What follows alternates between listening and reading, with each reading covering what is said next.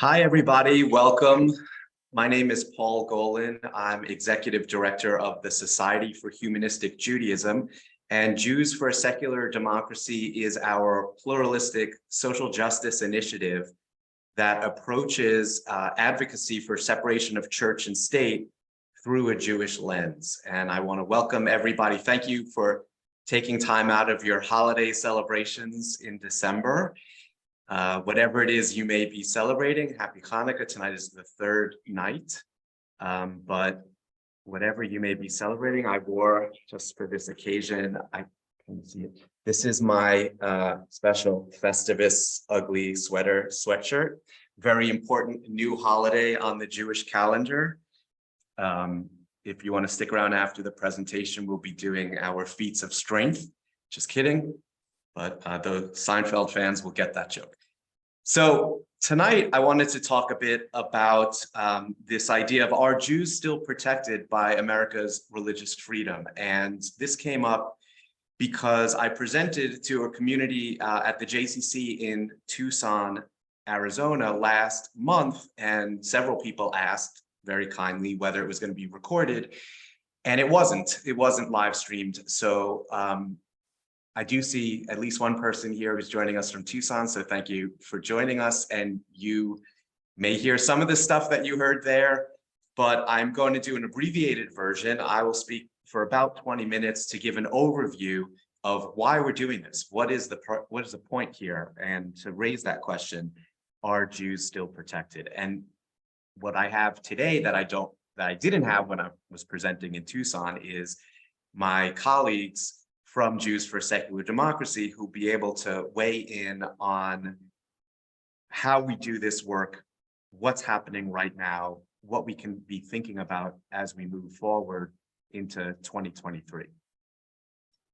So I'm going to share some slides. Hopefully everyone can see that. Can we all see that? Yep, okay.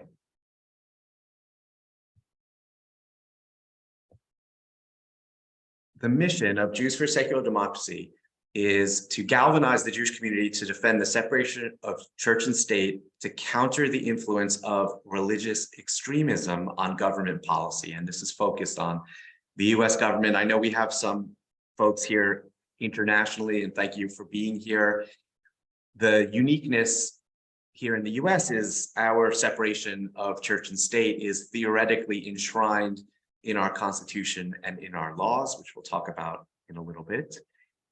But we feel like there is a unique Jewish angle on this because of our historic, ethnic, cultural experience in America. So we do think that there is something to be brought to the table from a uniquely Jewish perspective. There are some great organizations out there working on church-state separation from a secular perspective. There is Americans United, which is working on it from a perspective of all Americans. We're the only group focused on church-state separation through a uniquely Jewish lens. And while the Society for Humanistic Judaism is a denomination of American Jewry, and we have a particular take on Jewish celebration and identity, this initiative is pluralistic, and that means we want to bring all the different perspectives that Jews hold on separation of church and state. We can bring a religious angle to the issues. We can bring a secular, scientific, humanistic approach to the issues. These are all views shared by Jews in America. And the point is, the more different perspectives we can bring to the argument, the more obvious it becomes that government should not be the arbiter of these decisions. So here's the piece that we want to rely on. We wish we can rely on this amazing law in our US Constitution. The First Amendment has two pieces that speak to church-state separation. And the first is the Establishment Clause. Congress shall make no law respecting an establishment of religion, meaning there is no state religion in the United States. That's a minority among the nations of the world, that we don't have a state religion. And at the same time, the free exercise clause prohibiting the free exercise thereof, or prohibiting the free exercise thereof. In other words, Americans have the right to exercise whatever religion they choose. And these two sides of this religious freedom coin have been in tension and is what is continually being battled over since basically these words were put to paper. Something I think about is that religious freedom is a foundational value of America. If you can recall back to your elementary school education, right? We talk about the Pilgrims and why did they leave in the first place? Because they were being persecuted religiously. And the notion of wanting to be free to practice your own religion should be baked into the American DNA. But that was a lot closer to the time of our founding fathers than it is to us today. And they were certainly well aware of the long history of religious strife in Europe, or at least of using religion as an excuse to go to war. And they purposely established a secular democracy. And it's very concerning to hear the denial of this when it's so obvious that this was the intent of our founding fathers, being influenced not just on the Enlightenment, but on the experience of who came here from Europe in the first place.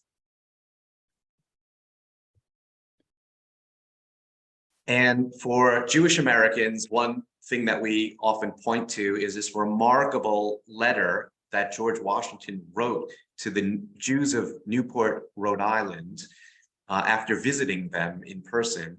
And this was while he was president, and he wrote a very kind of flowery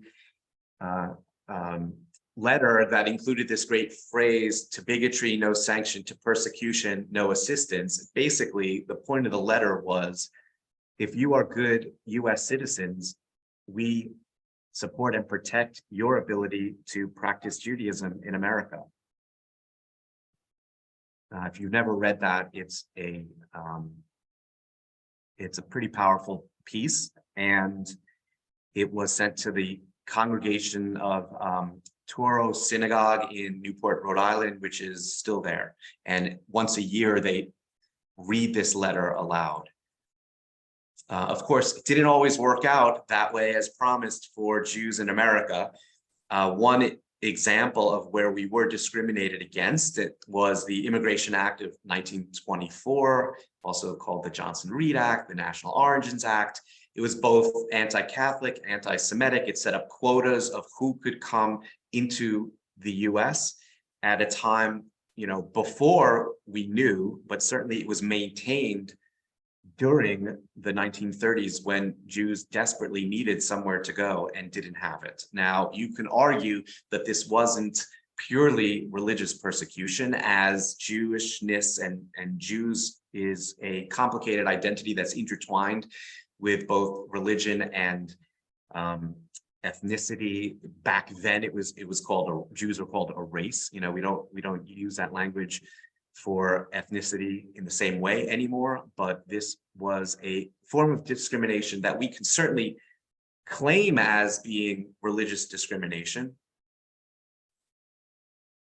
And there were other ways that we were restricted that are well documented about what neighborhoods we can live in, what hotels and clubs, what colleges we could attend, and so on. And many institutions emerged out of these restrictions that are now wonderful institutions, but their origins were sadly based on discrimination. And the point of sharing this is that what we bring to this initiative is the recognition and idea, and what we want to hold on to is that we were discriminated against. Today, there is some rise in anti-Semitism as well, which is very concerning. But for the most part, Jews in America are benefiting from a lot of privileges that we didn't have in the past. And so I think the message, certainly for me, from our history in America, is that we've been discriminated against. We know what that experience was like, and we don't want that for anybody else. We are obligated to stand up for those who are now suffering because we went through it. And just because we're not necessarily going through it anymore, to me, doesn't mean we close the door behind us. It means that we stand up for the folks who are being discriminated against based on religion. So, do you think this is a secular symbol? Because it is supported by taxpayer dollars. This is the Bladensburg Peace Cross. It's a World War I memorial, and it was the subject of a lawsuit within just the last 3 years that the Supreme Court determined that even though it is undoubtedly a Christian symbol, it has become more than a Christian symbol, and therefore it should remain on public property and be maintained with taxpayer dollars. Some of the disturbing history of this cross is that it memorializes the local young men who were killed in World War I, except for the Jews. It itself had discrimination built into it, let alone the fact that it is this gigantic Christian cross. But this was one disturbing example of where the Supreme Court today approaches separation of church and state very differently than where it had been a few years before, certainly in all of our lifetimes. Another example is the discrimination that's happening today about who can adopt a child. So this headline is, again, from just a few years ago, that Jews are once again, in some ways, being discriminated against. LGBTQ is, frankly, the front line of who's being discriminated against by Christian nationalism, and we should name Christian nationalism because that's who is driving this trend. I usually describe it as white Christian nationalism. I think that there is an intertwining of a racial component as well, and white supremacy together with Christian supremacy. So while LGBTQ have been on the front lines of this culture war, here was a headline that brought Jews back into it because this adoption agency determined that they were not going to adopt out to not only Jews and gays, but also the wrong kinds of Christians. The issue is they got, again, taxpayer dollars to do it. So this is us funding discrimination against us, against ourselves. And now, frankly, it may or may not be something that we're happy about. If they didn't take federal money, there would have been no lawsuit because they're allowed to discriminate that. The fact is they were taking taxpayer dollars to do this kind of discrimination. And on a similar case with different circumstances, so it was hard to read the decision, the Supreme Court let this kind of discrimination stand in Philadelphia versus Catholic Services, but case law is a little different. They tried to make it a narrow decision. This is an ongoing battle, but understanding the makeup of the Supreme Court today, this kind of discrimination seems to only it seems like it will only become more and more frequent. Driving the bus on this white Christian nationalism is among other things, this effort that has been going on for almost 40 years, which has succeeded, I think, beyond anyone's wildest dreams. If you now look at the makeup of the Supreme Court, one of the iterations was called Project Blitz. They changed the name of it when it became public that they were calling it Project Blitz. Generally, anything with the word blitz in it is bad for the Jews, I would argue.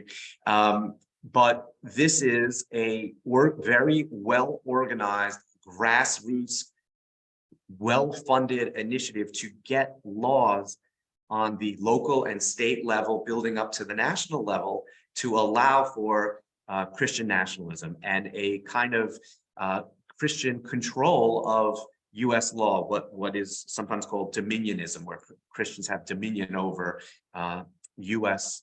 culture and our legal system. So it's facilitated by the Congressional Prayer Caucus Foundation.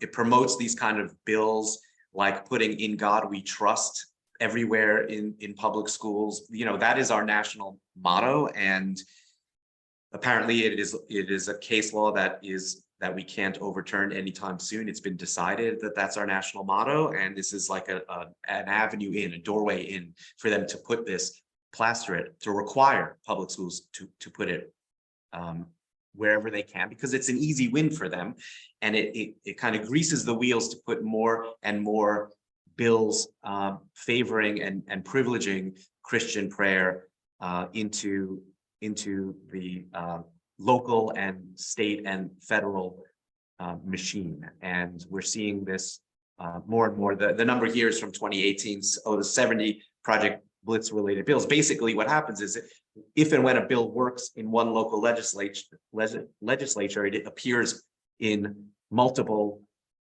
additional ones within the next year. So what are some of these issues? You know, we all saw what was initially called a Muslim ban. That changed names very quickly after the pushback. But, you know, again, this is that kind of intermingling between, is it religious discrimination? Is it racial, ethnic discrimination? If they change it to a Syrian ban instead of a Muslim ban, is it now out of the purview of church-state separation? But bottom line is, it is white Christian nationalism driving this nativism, this notion that America is and should be a Christian country. Obviously, reproductive and women's rights is the major issue. Roe v. Wade was overturned this year, and it is solely driven, as far as I'm concerned, by a Christian understanding and a very specific group of Christians understanding of when life begins. There's a wonderful organization that we collaborate with called Christians Against Christian Nationalism. There's one called Catholics for Choice. This is not all Christians. It's very important to say that when we talk about Christian nationalism. It may not even be the majority of Christians, but it's a very powerful segment of Christians in America who want to see our laws determined by Christianity. And as I mentioned, LGBTQ is the front line of this battle. But, you know, this, as I said, it's from the grassroots up. So local school boards in regions of the country are in constant battle. You've all heard about book banning, right? And I saw an ad on Facebook yesterday, literally, for these kids' books you can get so that you're not influenced by the woke-topus, right? So it was an octopus that's woke. And they were calling Scholastic books the woke-topus because they've got all their arms into very scary stuff. I don't know why I'm getting that in my Facebook feed. That's another story. And even things like climate change, which don't seem necessarily head-on church-state separation. We've heard lots of Christian nationalists deny science, deny the foundations of what is happening and replace it with a kind of fantasy about how this is, you know, either all part of God's plan or we don't have to worry about it. I've heard one say that, you know, the rainbow after Noah's Ark promised us that God would never destroy the earth again. So why do we have to worry about climate change? So it tends to intertwine and interject itself into so many aspects of life in America. So these are some of the laws that have come, and I won't go into too much detail about them all, but there was a law called the Religious Freedom Restoration Act, which had near unanimous support in Congress because it seems so obvious that people who are practicing their religion and not harming anyone, this I think was specifically about drug use in religious ritual, should be allowed. And what happened was it got flipped to allow for religious discrimination. And again, going back to the two the two clauses within the First Amendment about either protecting, defending the right to practice your religion, that's like a shield, versus enforcing religion on others, the sword, it has flipped. You've heard of Hobby Lobby, I presume, which allows a corporation to have a religious opinion and enforce that on its tens of thousands of workers to not let them have birth control as part of their health insurance. And more recently, now, besides the Masterpiece Cake Shop, you now also have a graphic designer who never had a single client yet for her business, and yet the Supreme Court just heard a case allowing, deciding whether or not they are going to allow her to not do work for LGBTQ people. There was no person harmed yet by this, and they're going to deliberate on this case to allow her. And it's pretty obvious how things are going to play out when they make their decision to not allow her. I'll make the prediction. I hope I'm wrong, but to not allow her to have to serve LGBTQ in building websites. We're gonna this is like a repeat of the civil rights movement where there were separate water fountains. This is the kind of discrimination that it is leading to if we can't get out in front of this. And of course, the big one, which I mentioned, was that Roe v. Wade was bounced back down to the states. Now, in some states, we've had some nice surprises in that where there were a referendum, the people spoke, right? But that says more than anything that the Supreme Court is not representative of the will of the people by far, and in a bad way.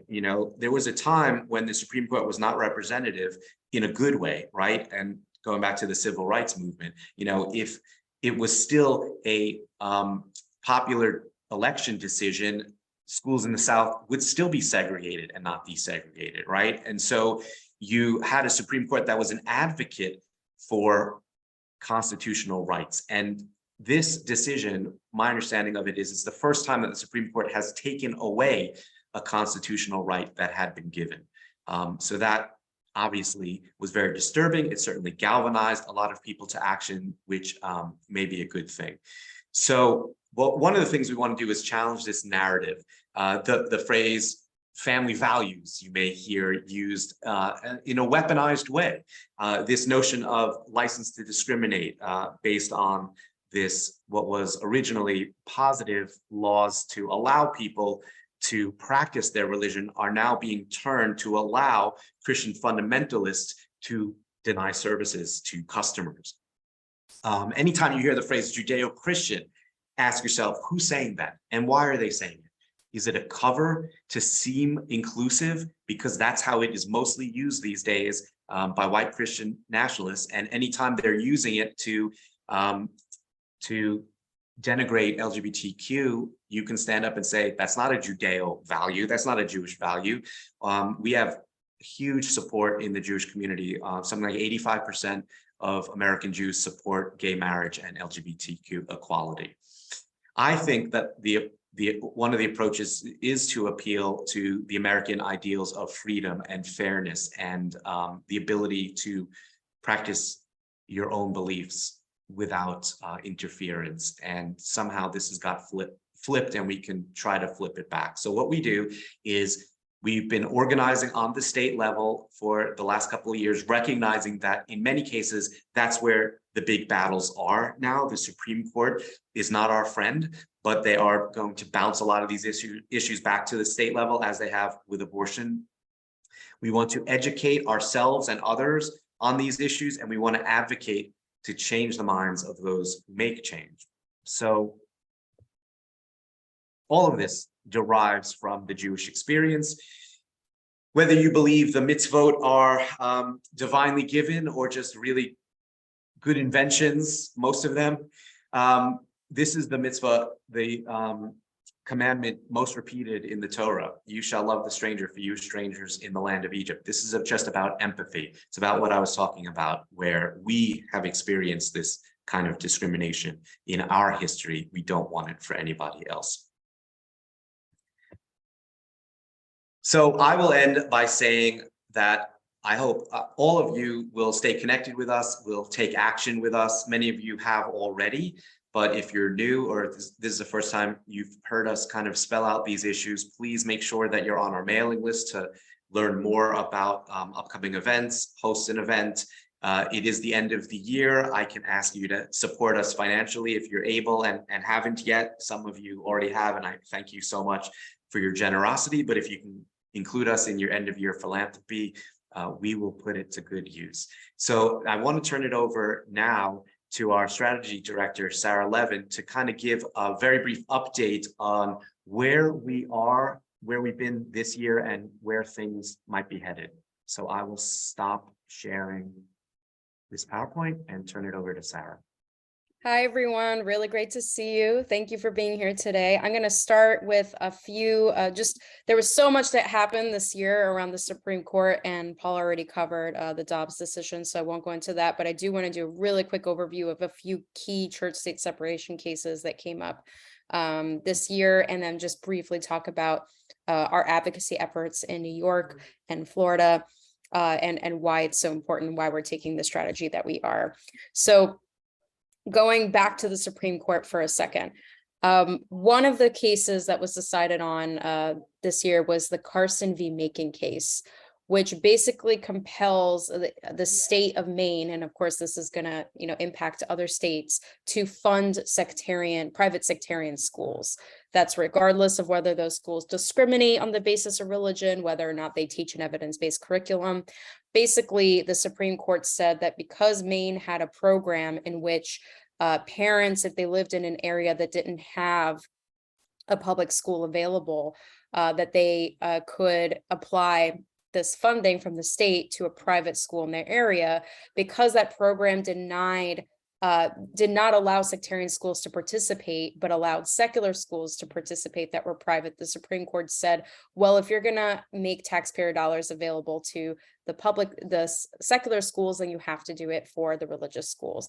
It's obviously very different case than from last year, but it's very similar logic to, if you remember, the Philadelphia case last year around Catholic charities that were providing social services for the city of Philadelphia, where I am right now, which is basically really saying that governments cannot have that level of control over our taxpayer dollars, that if they are contracting with nonprofits that are faith-based, or with private schools that are providing a service like education, that they can't go ahead and say, but we're not going to do business with you if you are sectarian or discriminate on the basis of religion, which really, given that they are administering taxpayer dollars that all of us of all faiths and none pay into, they should be able to do that. But that's kind of what Paul was saying, that this idea of discrimination has really been flipped on its head by the Christian right, where they're saying that any attempt by the government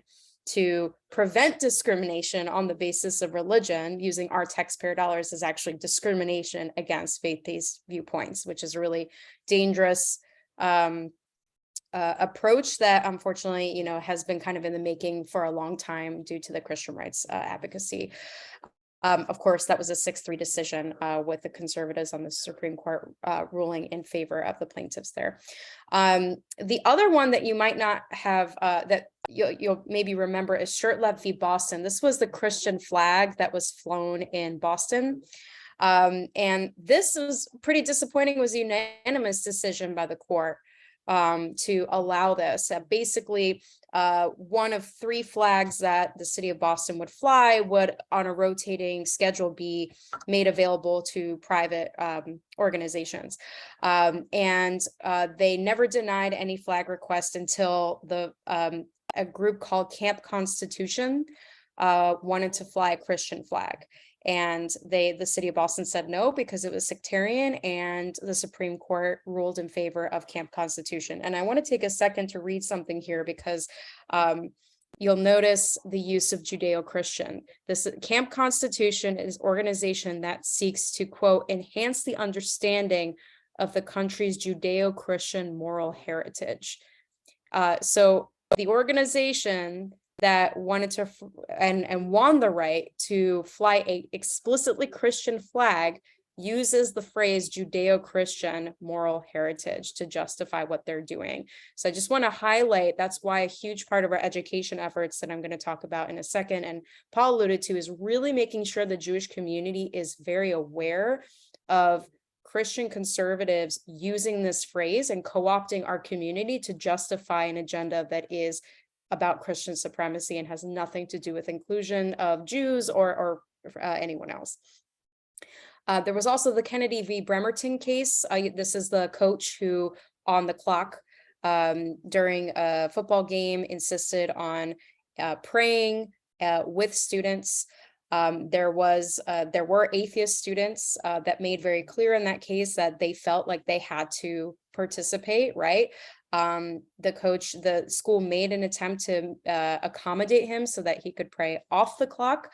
But unfortunately, the Supreme Court ruled in his favor as well. He was fired after an accommodation was provided. And just this whole idea that, oh, it's totally optional, students don't have to participate, is just nonsense, because we know about the power differential there. If you're a student on a team and you really want to get that play time, you're vying for scholarships, all those things, you're not going to be the one that wants to sit out while the rest of your teammates and the coach that makes decisions that impact your life are praying without you, right? Unfortunately, the Supreme Court didn't view it that way. It was a 6-3 decision, and I think it's a really it's going to be really important at the very local level for our community to be engaged with schools around policy on this, and keeping an eye on how any school officials that might be taking advantage of this now that this decision has come out, and trying to push for kind of more inclusive policies and doing what we can at the local level to prevent this kind of thing from happening. And then there's one more that I wanted to raise that may not have come up on your radar, Biden v. Missouri. And I'm bringing it up not even because of the question at hand, but because of what was baked into the question. The question was about the federal government's authority to mandate workers. This is, during COVID, you might remember that the Biden administration wanted to make sure that any healthcare workers in facilities that participate in the Medicare and Medicaid programs had to be vaccinated. Seems, like a good idea, right? And they actually did win, but I bring it to your attention because baked into what the Biden administration was trying to do was a religious exemption.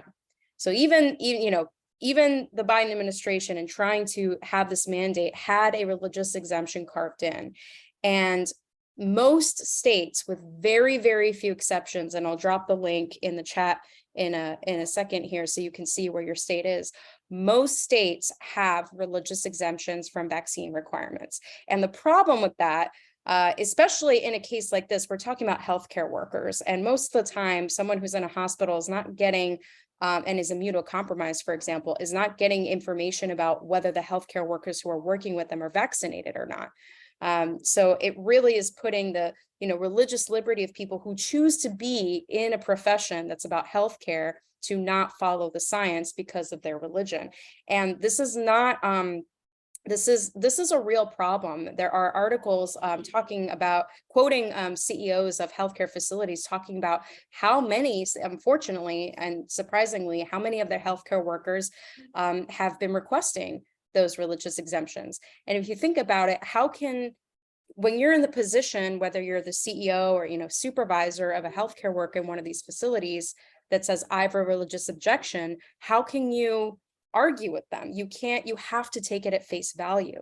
And that's the problem. And a lot of people who actually don't have religious objections, but are just anti-vaccine, they, say they bought into the idea that vaccines cause autism, or, they believe in, the natural immunity argument. There's a whole host of reasons that people don't believe in vaccines because of disinformation, who use religious exemptions to justify getting out of these kinds of mandates. So I just wanted to throw that out there because that's actually another sort of baked in problem we have with religious exemptions that really does require state advocacy. And it got so bad that states like New York in recent years actually repealed their religious exemption. Same thing in California several years ago. But the problem is what usually leads to states finally removing these is outbreaks, preventable outbreaks, because of increases in people using these exemptions.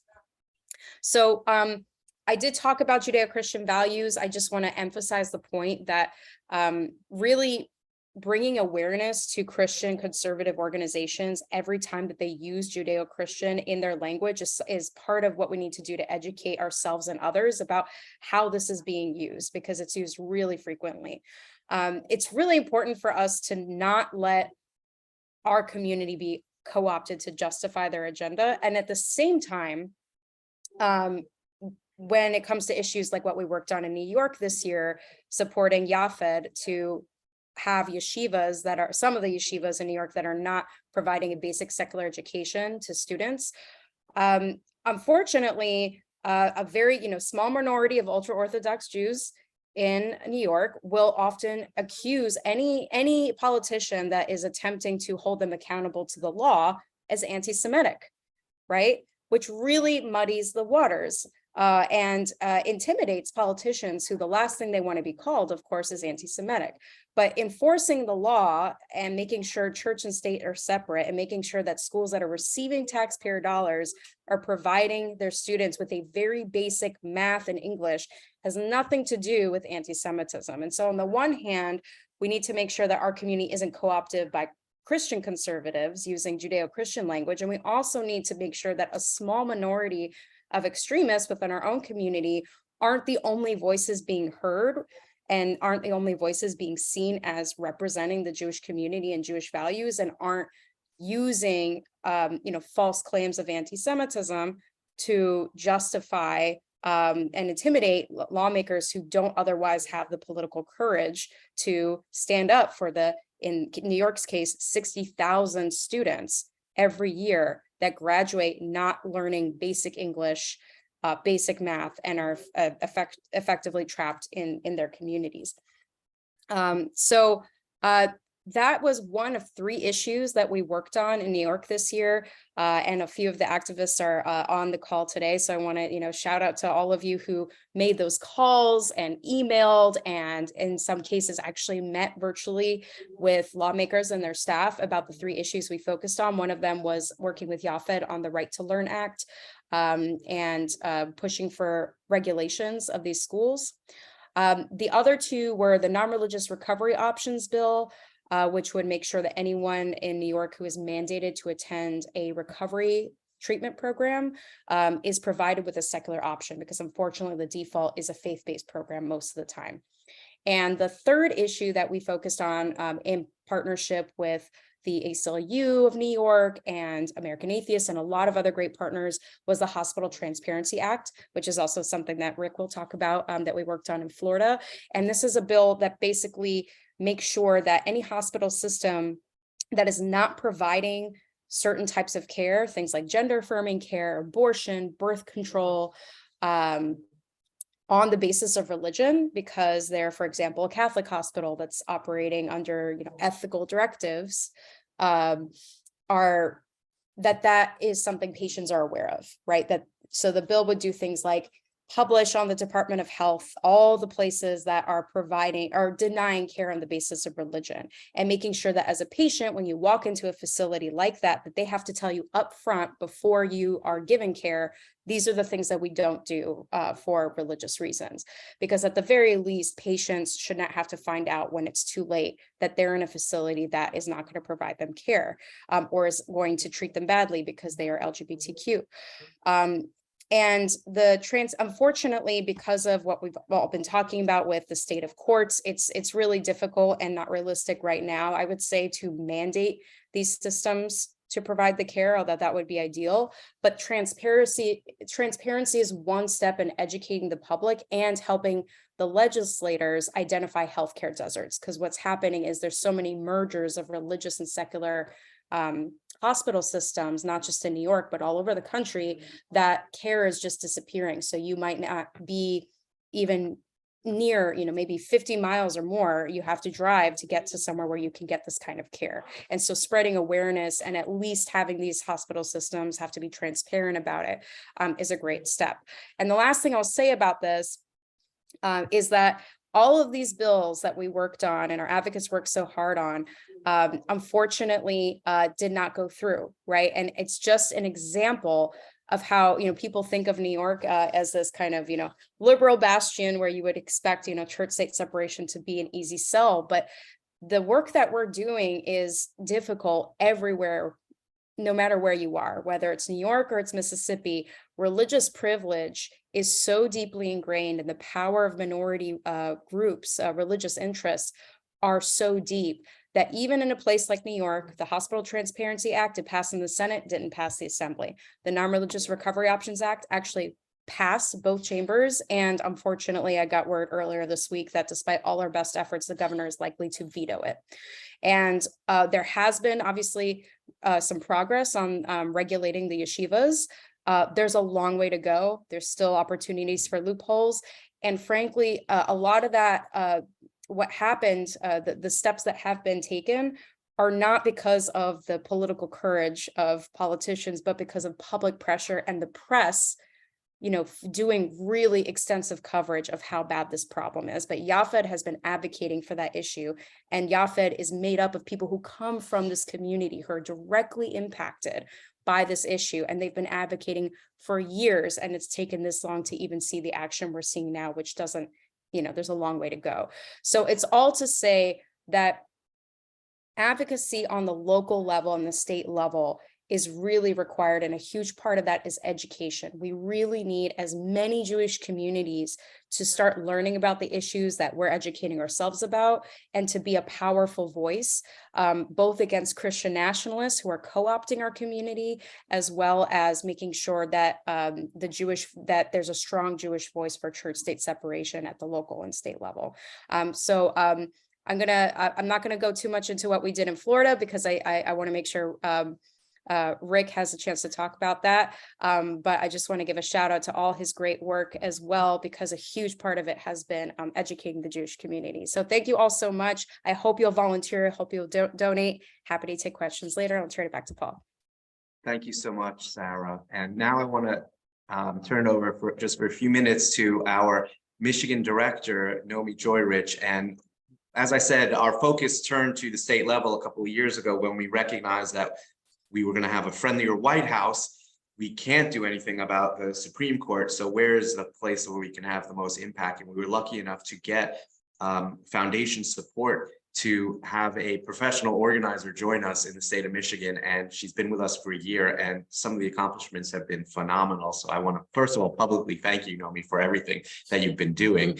And also to ask you to take just a few minutes to give a sense to folks who are not in Michigan about what you were able to accomplish and what could actually also happen in other states as well.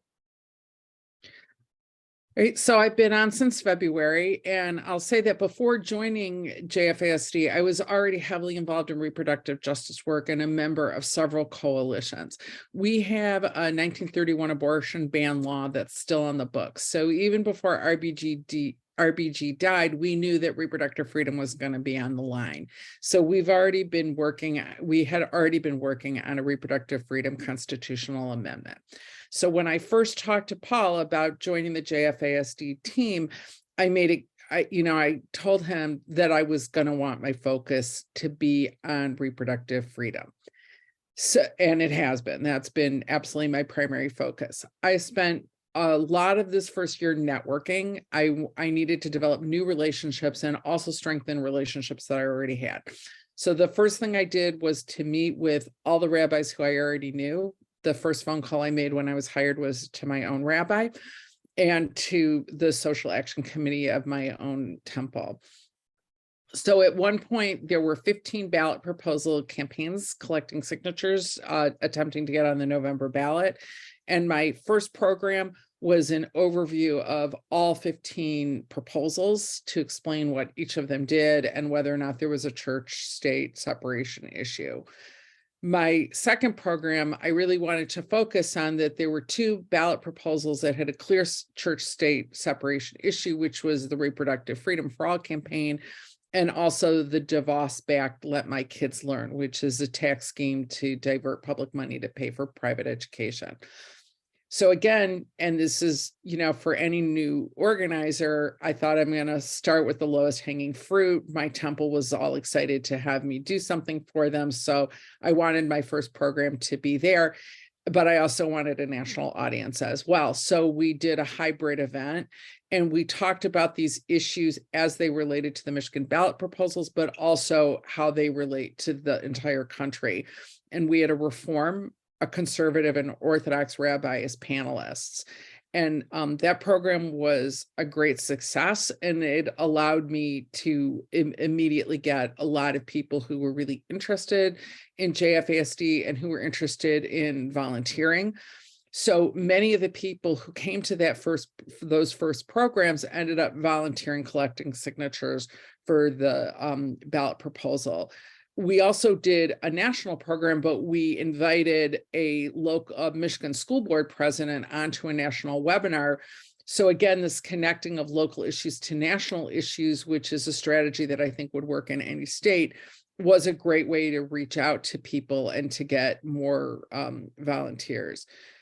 I tried to lean in really heavily on relationships that I already had and to bring JFASD as a member of several coalitions. So we immediately joined, I won't name all of them, but quite a few different coalitions who had compatible missions. And to me, that's probably the most important thing if you're thinking about trying to start a new chapter, is to try and figure out who all your allies are. One thing we did then, because we needed to collect, hundreds of thousands of signatures to get this on the ballot, we hosted several different pop-up signing events. We did it in front of different temples that hosted us. And through these pop-up events, we collected thousands of signatures, and we also recruited over 150 volunteers to go out and collect signatures. So there were 3 ballot proposals that ended up making it on the November ballot, which had to do, well, the first had to do with term limits, the second was of voting rights, and the third was the repro freedom for all. And these were all constitutional amendments. A lot of them were very complicated and, a lot of details, as any constitutional amendment would be. There was a very aggressive disinformation campaign mounted by the opposition. And as a result, there was just tremendous confusion about all 3 of these proposals. And so I felt that my biggest effort should be in educating people about all of these proposals. So I created what I called a ballot proposal deep dive presentation, and I offered it to any congregation of any religion. I did it for non-Jewish congregations as well, and for any nonpartisan organization. And then as a companion piece to those, I created a series of deep dive social media posts. So I know conventional wisdom, and I had to fight everybody about this because everyone was like, your social media has to be short and direct. And I didn't want that. I wanted it to be very involved and thorough so that people who were seeing it on social media could really dissect these complicated proposals. And I was very pleased that that these posts were shared widely and reached thousands of people. I created strategic partnerships with different organizations, including one called Red, Wine, and Blue. And with them, I was able to create a relational organizing training that I again offer to congregations, Jewish and otherwise, and nonpartisan organizations. I did the relational organizing training as a companion piece to the ballot proposal deep dive. And I felt that that was a very good wraparound approach to try and educate voters about all of these issues. And it also helped us to recruit volunteers to help get out the vote to join on with phone banking and text banking, all with other nonpartisan organizations. Some of these same volunteers came with us to the Board of Canvassers meeting and came with us to be observers at our recount, because we just finished a recount, even though the proposals passed by an overwhelming margin. Election deniers in our state still were able to get a recount. I felt one very proud moment I had is I was at the recount and a friend introduced me to someone else who had driven down to Detroit from the Upper Peninsula.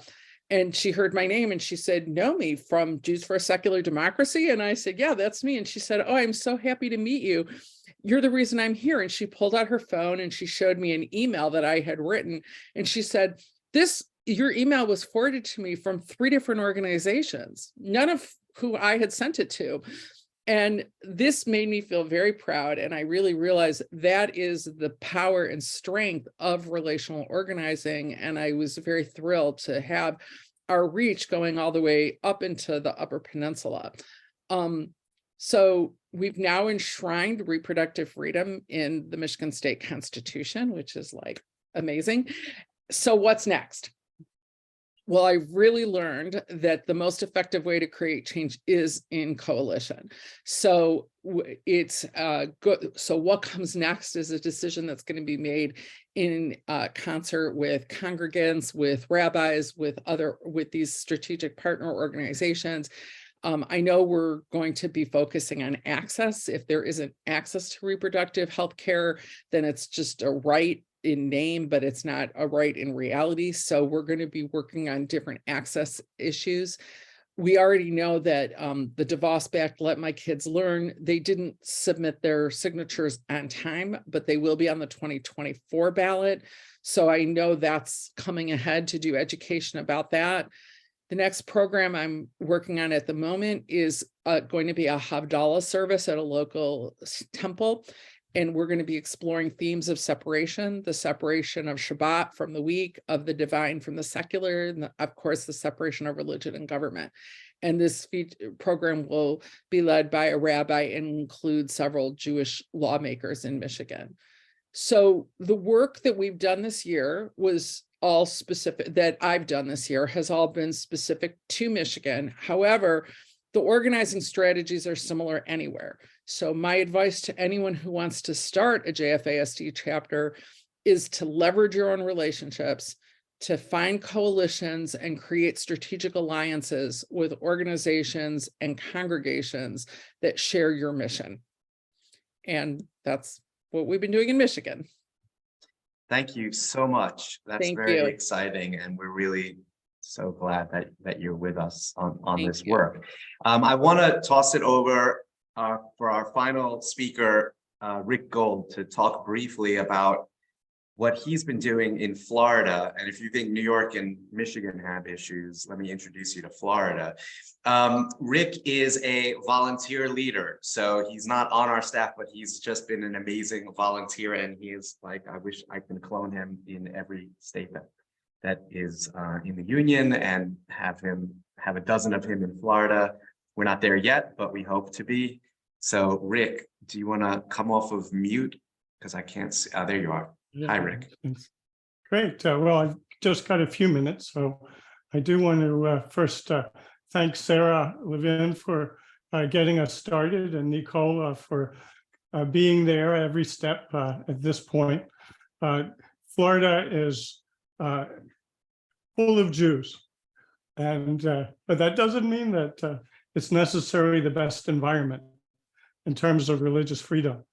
And we're seeing that religious freedom is defined in many ways to sort of exclude many Jews, particularly those liberal Jews. And so we started up the Florida.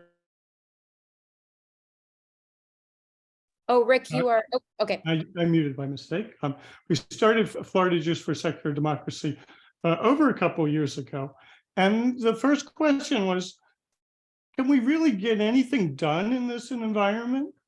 And it's the legislature was majority controlled by conservative Republicans, many of whom were quite conservative religiously as well.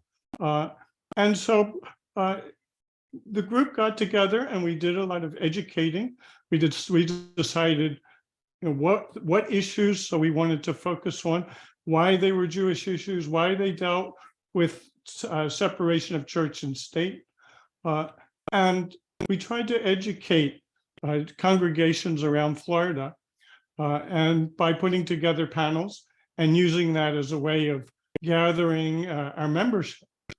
But when it came to steps dealing with public policy, we wanted to reach out to the state legislature, particularly the Jewish senators and representatives, to tell them who we were, to build legitimacy and trust, and to find ways that we could support what they were doing in the areas that we were concerned about. In addition, we worked together with other groups to support the Healthcare Transparency Act, which Sarah talked about. And we worked with led the legislatures to try to find sponsors, and then to try to get it out of committee. Never got out of committee.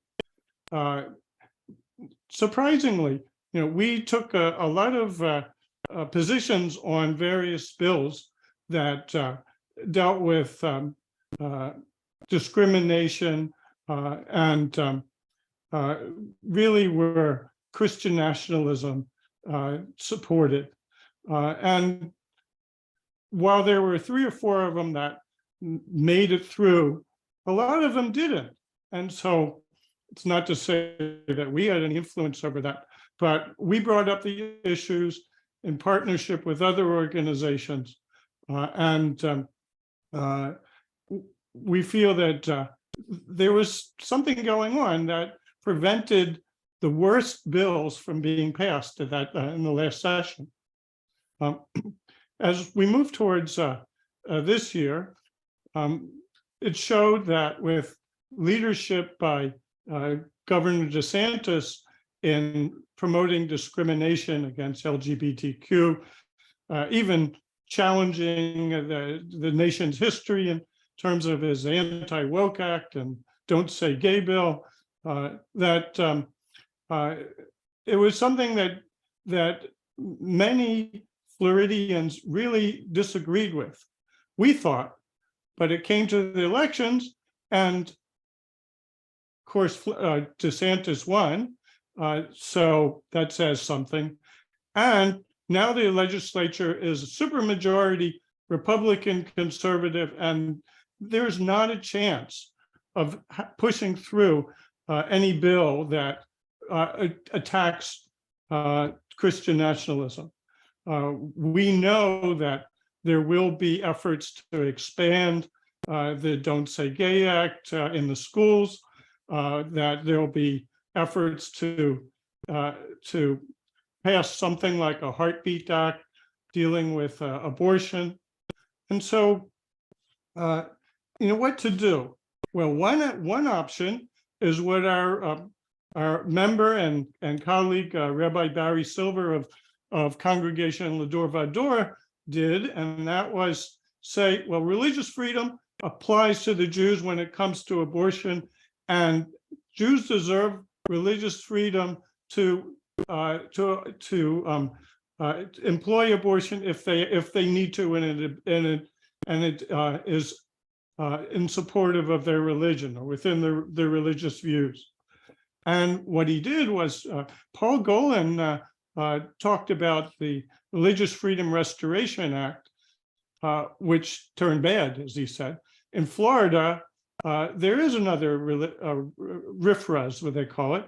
And Barry Silver, who is not only a rabbi, but also a lawyer and a former legislator, realized that he could turn the Florida RFRA on its head and say that the Jews deserve religious freedom just like any other group, and that religious freedom doesn't mean the right to discriminate. It means the right to enjoy your own religious beliefs and principles, and that RFRA is not just a tool for the conservative right. It could be a tool for the Jews as well. Well, that suit hasn't yet had a hearing. We hope that it'll have a hearing in January.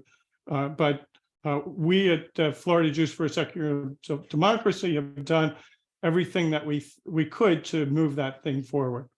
And we hope that the hearing will be a sign of things to come, that religious freedom is not just for the religious conservatives.